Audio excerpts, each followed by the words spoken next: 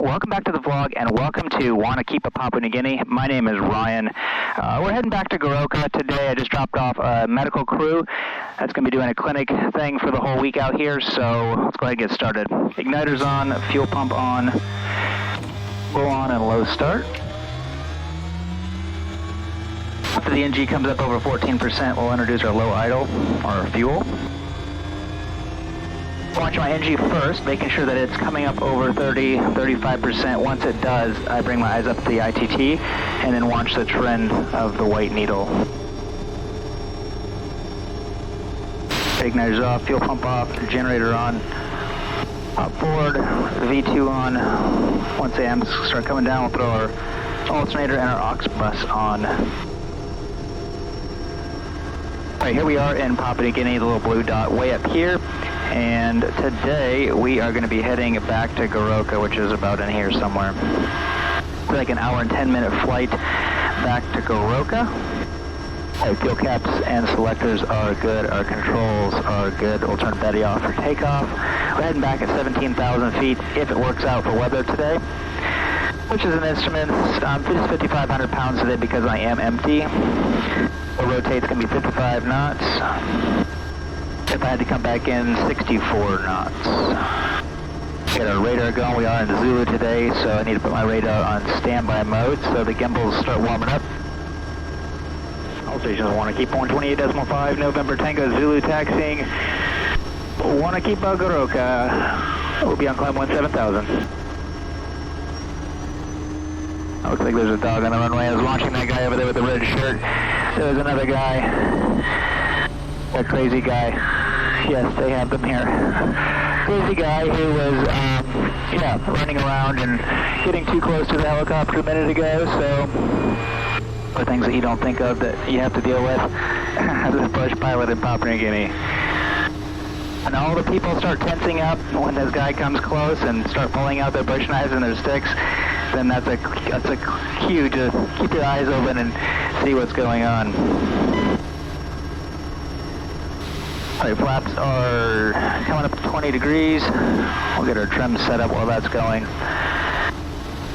I'm going to be probably airborne, probably the second cone, but let's say airspeed alive by the first cone up there that I can see. Not this one here, but the first one. So airspeed alive at that point, otherwise we'll full reverse, heavy braking.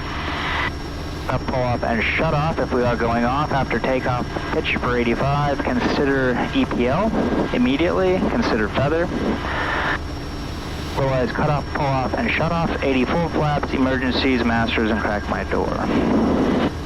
Alright, flaps are set now and indicated and also verified.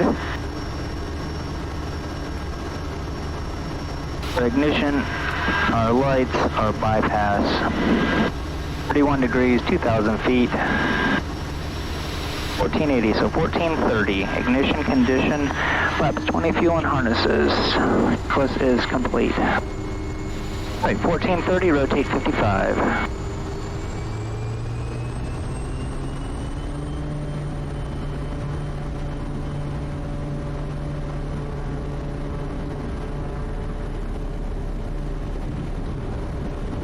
Alright, airspeed's alive, continuing. And there's 54.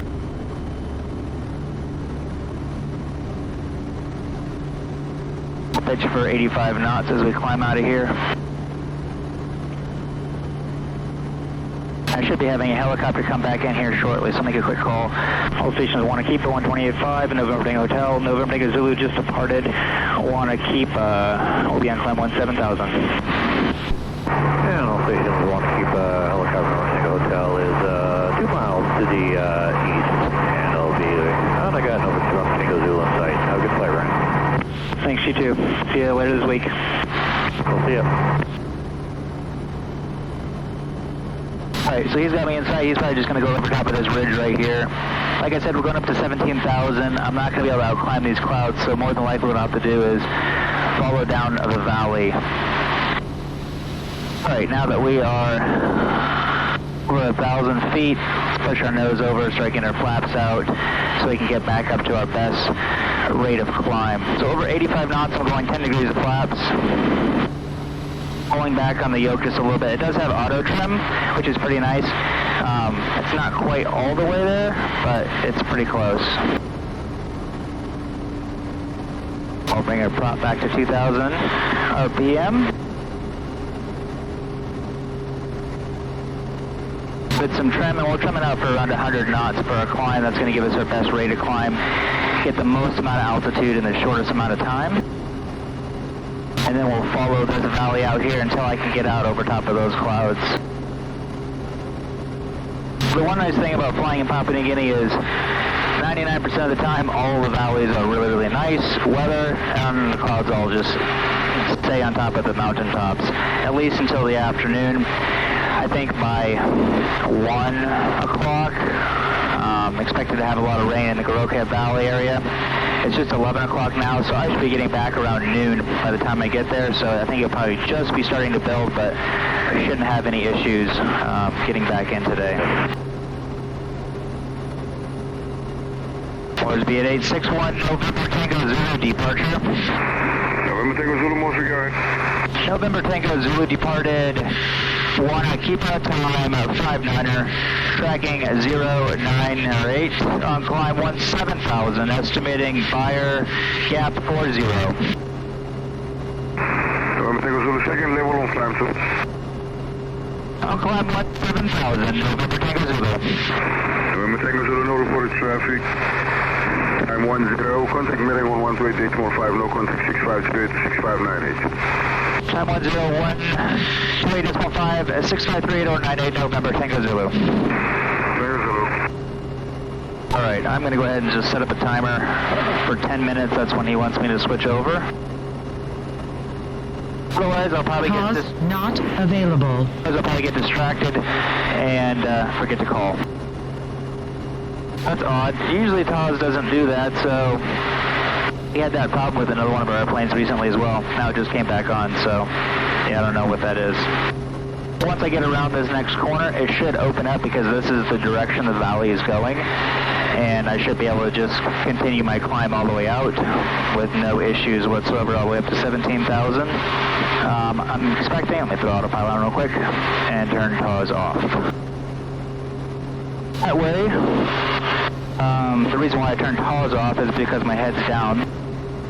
So I'm trying to get my oxygen stuff out here I'll be using here shortly. And no, this aircraft is not pressurized.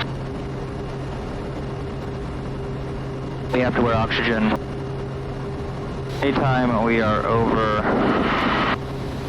10,000 feet for a half an hour. It's a little bit different than the States. So 10,000 to 14,000 for more than a half hour, or all the time over 14,000.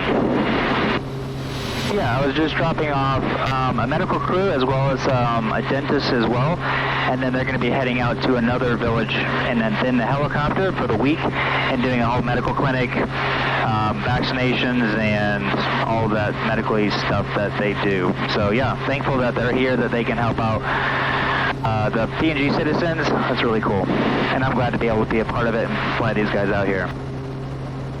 All right, just like I thought. Absolutely gorgeous above all the clouds, like always. It looks like it should be a really nice flight all the way back to Goroka today. November Tango Hotel, Sierra India Romeo 128.5. This is November Tango Zulu. I think he just landed at Wanakipa. Was there something I can help you out with? Yeah, are you making a straight line to Yiski right now? Yes, but I'm at almost 10,000 feet. I was just going around the clouds. I'm making my turn now direct to Buyer Gap. Okay, very good. Yep, I'm about 4 miles from Yiski now, so yep, as long as you're climbing, that's good. Thanks. Yep, have a good one. All stations want to keep helicopter Ortega Hotel departing to the east. I want to keep Right, so right down there, one of the SAL airplanes is landing there. He's got some of our passengers helping us out today. And then our helicopter is coming over here, picking him up and heading him over there. So anyways, this is Yifki down here. I've done some other videos in and out of there. If you want to check those out, if I can remember, I'll link the video up here.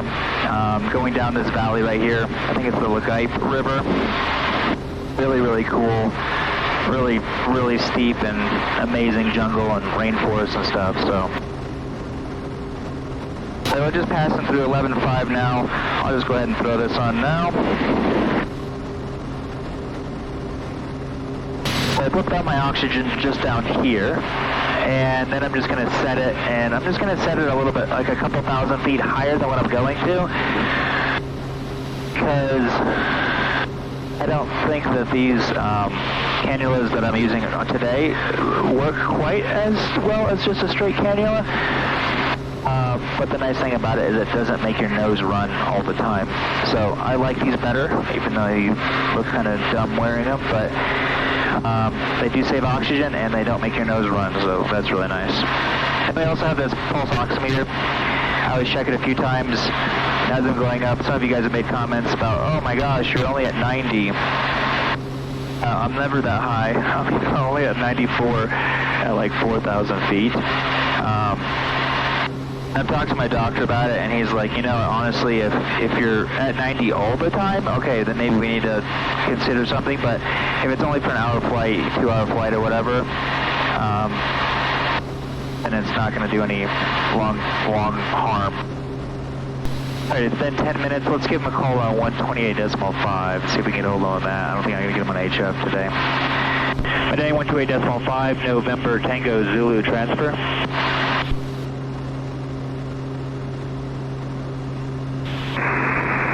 Dang 6538, November Tango Zulu transfer. November Tango Zulu, passing through 15,000 on climb 17,000, estimating fire gap time 40. November Tango Zulu, roger.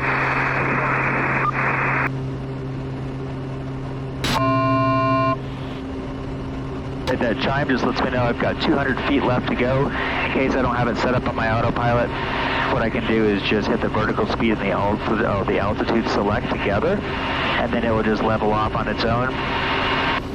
Or I could just manually do it. So there's a couple trains of thought amongst us pilots here flying the Kodiak on what's the best way to do it. I'd love to hear your own thoughts down below. I've tried it both ways, and it kind of seems to even out about the same. But because at 17,000, 18,000 feet or even higher, it takes a while to basically level off and get your airspeed up to cruising airspeed, which is probably around 120 knots or so around this. It kind of varies depending on how heavy you are.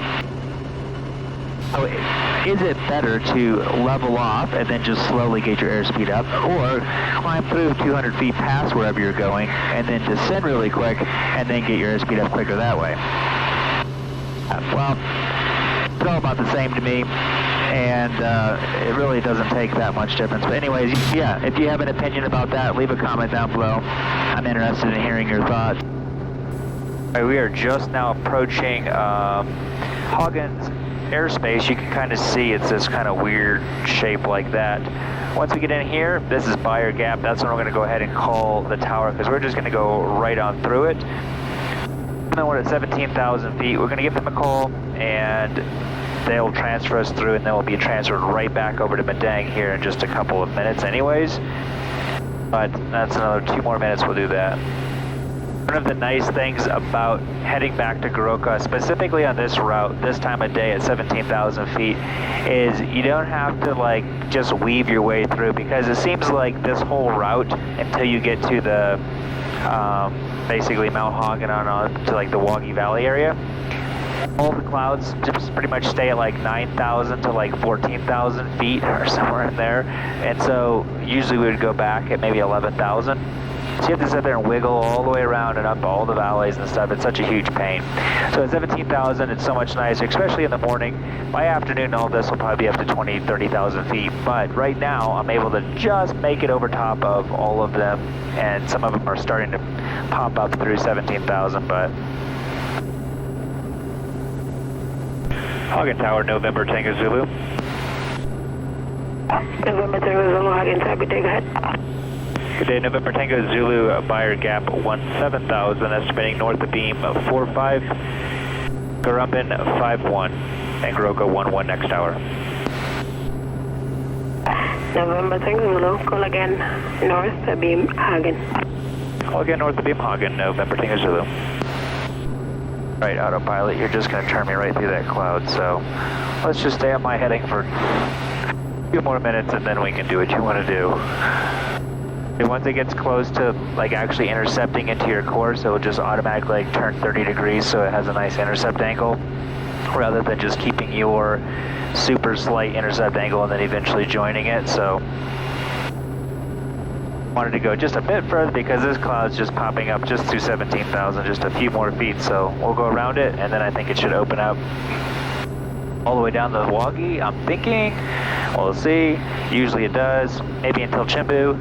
And then Chimbu, we usually have kind of the weather spilling off of Mount Wilhelm. So Mount Wilhelm is the highest mountain here in PNG. Let's see if I can find out. Okay, so Mount Wilhelm is right here, just shy of 15,000 feet. So all of the clouds are going to build up here and then all over here as well, leaving that valley open. But usually they spill down into like that right around Kundiawa, which is like Chimbu. This is the airport down there. So typically you have to come down here and then come around and then head up that way. You can see my, I have to come down here and then head up into Goroka like that. So once we get a little bit closer, we'll see. I can go ahead and just set in my descent angle right now into my GPS. So I can come all the way down here to Goroka and set in what I would want to turn, maybe like my turning final. So 5,600 feet. Enter, and then come on down here to my vertical speed, and let's just put in 1,000 feet per minute. I don't have anybody on board. Then if you zoom out, it puts that little top of descent right there. Hagen Tower, November Tango Zulu north of beam this time, Garumban 51, Goroka 11, next tower. November Tango Zulu, contact bearing 1201, no contact 6508, 15 east of Hagen. 15 East Hagen, 120.16538, secondary November Tango Zulu. November Tango Zulu, meeting HF 65908. Apologies, 65908, November Tango Zulu. Helps if you listen, I guess. Hey, if you guys are in the market for new sunglasses, I just got these and I started carrying them on my website down below if you're interested. The really cool thing about these is I've had it made with glass lenses, so for one, they're scratch resistant. They say they're scratch proof, but more or less probably scratch resistant. But I mean, I have some $300 Versace's, and these glass lenses are just as good as those $300 glass lenses. I mean, they look absolutely identical looking through them. The nice thing about that is they're not the cheap plastic ones you get at the mall for 20 bucks that are going to give this weird distortion and stuff. These are actually legit. They're really nice. They have metal frames. They're designed for aviation headsets, the way that this goes flat back. So anyways, they have my logo on them. So if you want to help support the channel, go check it out. I have them in gold as well as silver. And I've got them on sale this month on my website. So if you're interested in some new sunglasses, yeah, these are actually really good quality and I'm really pleased with them. Midheading 120.1, November Tango Zulu transfer. November Tango Zulu, go ahead. November Tango Zulu, Garumban this time 17,000, shortly on descent. Circuit time, Goroka 11. November Tango Zulu, Jim Madang. North Zulu 447, stand by for Goroka QNH. November Tango Zulu. Zulu Goroka QNH 1016, contact Goroka, position 7, 15 miles west. 1016, contact tower 15 miles west, November Tango Zulu. So I want to be at 8,500 by the Waterbung gap. So I've set up 8,500, I put in 7,000. It'll put a nice little blue cyan mark right there on when I'm going to get to that altitude, and it looks like it's actually just right where I want it. So I'm going to leave it at 700 feet per minute and then see how it works out getting in and around all these up here. Alright, now we're on descent. I'll throw go ahead and turn off my pitot heat. It's going to chime at me, letting me know it's still 0 degrees Celsius, but I can see my path. There is no moisture ahead, so I don't just leave them on all the way to landing. I'm just going to turn them off now, let the outside temperature cool and back off. Also, while I'm thinking about it, if you guys are interested in flying this exact same flight on your home flight simulator, Microsoft Flight Simulator 2020, X-Plane, I don't think it's on X-Plane, at least want to keep it isn't. I have posted this exact same route on there, so you can fly the exact same route, and weather-wise, I'll throw those details on what it is today on there. Yeah, I have a lot of different routes on there if you are interested in flying some of those, or if you're interested in seeing more on-the-ground content. A lot of the places I fly to, I'll just walk around the airstrip and show you around and throw out my drone and give you a little bit better idea of what it actually looks like on the ground. Sometimes I'll go and interact with the people and stuff if I have the time. A lot of times I just don't have the time. So if that's the kind of extra content that you guys are interested in, check out the Patreon page link down below. Yeah, and let me know what you think of, if you guys want something else on there, or if you guys have new ideas or something. I'm always open to suggestions, because I really make this content for you guys.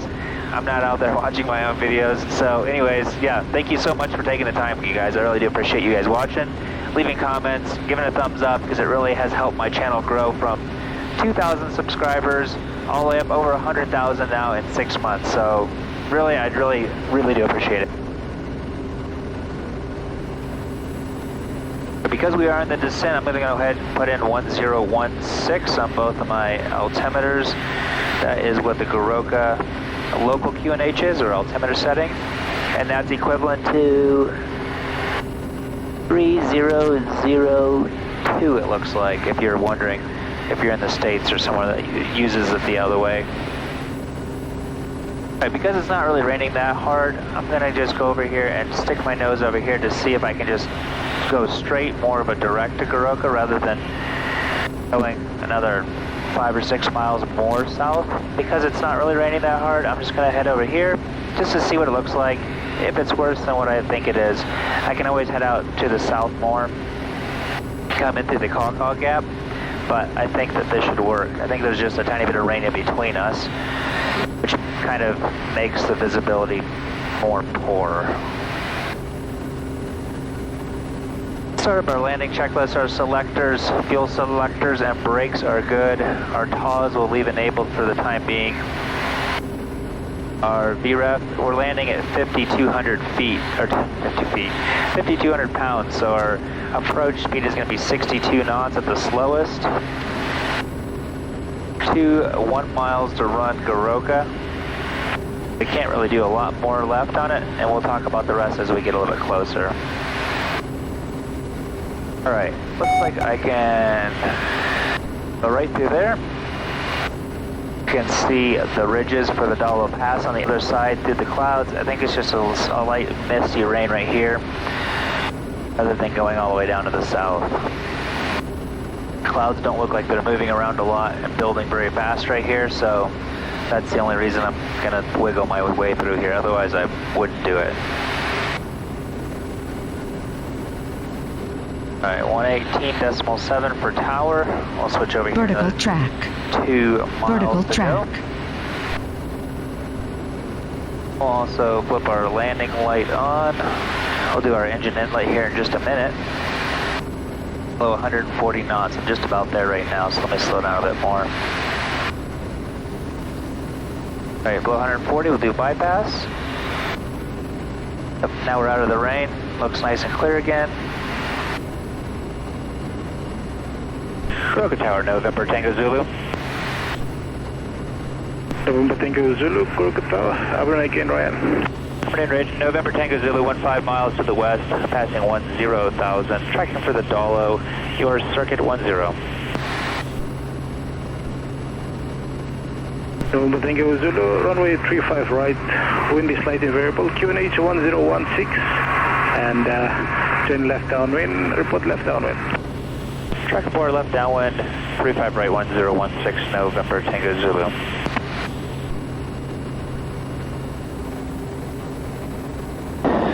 Pattern altitude for Goroka is going to be 6,100. If you are flying this on your flight simulator, there are no charts. I'd love to share it with you, but I don't know of any charts for Goroka. But it's runway 35 right and left. They're just one-way airstrips. It's a slight 3% incline. On Microsoft Flight Sim, it has them as like the runways are like way off, but they're not really. They're pretty much flat amongst themselves. But anyways, yeah, so 35 right, pattern altitudes, 6,100, touchdown zones right around 5,100 feet if you guys want to fly in here at all. ICAO code is Alpha Yankee Alpha, so AYGA. Alright, this is my seatbelt lock. Many of you guys are wondering why I keep flipping up here. It's my seatbelt lock. It allows me to move around. Alright, if we do need to go around, it's power up, 20 degrees of flaps, pitch for 73, which is my best angle, and maneuvers required. Reset torque to 740 to get my max performance. Goroka Tower, November, Tango Zulu joining left down 135 right. November Tango Zulu, runway 35 right, clear to land. Cool, and 35 right, November Tango Zulu. And below 138 knots, 10 degrees of flaps. Slowing on down and getting down to 6,100. That's a chime, let me know I got 200 feet more to go. Alright, there's a beam of the numbers, 20 degrees of flaps.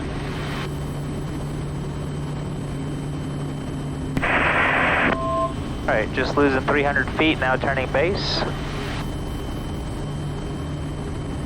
The plane coming in, so I'm just going to keep my speed up a little bit more so that she doesn't have to wait there at the taxiway for me.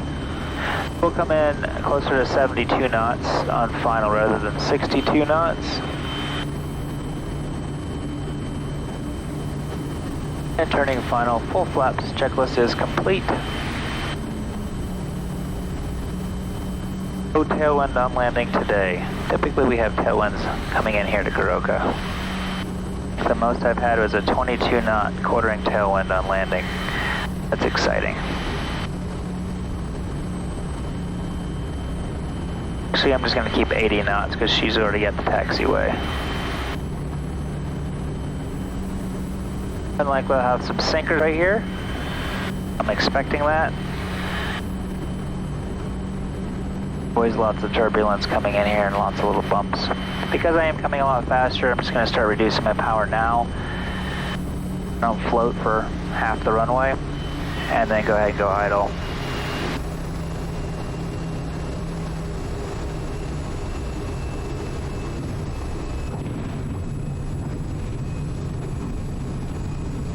Alright, not the softest of all my landings, but nonetheless, we're on the ground. And Alpha Tango Foxtrot, Kodiak will be vacating midway, taxi for 17 right and line up. Thanks guys for joining along on that flight. Like I said, if you are interested in flying that same route or you want some more on the ground content, check out the link below to my Patreon page. Give this video a thumbs up if you actually did enjoy this flight. Really does help my channel grow. It really does. When you guys leave comments, it lets YouTube algorithm know that, hey, this is interesting content, and pushes it towards other people that are into aviation kind of things. So anyways, yes, thank you for taking the time to watch, and have a good one.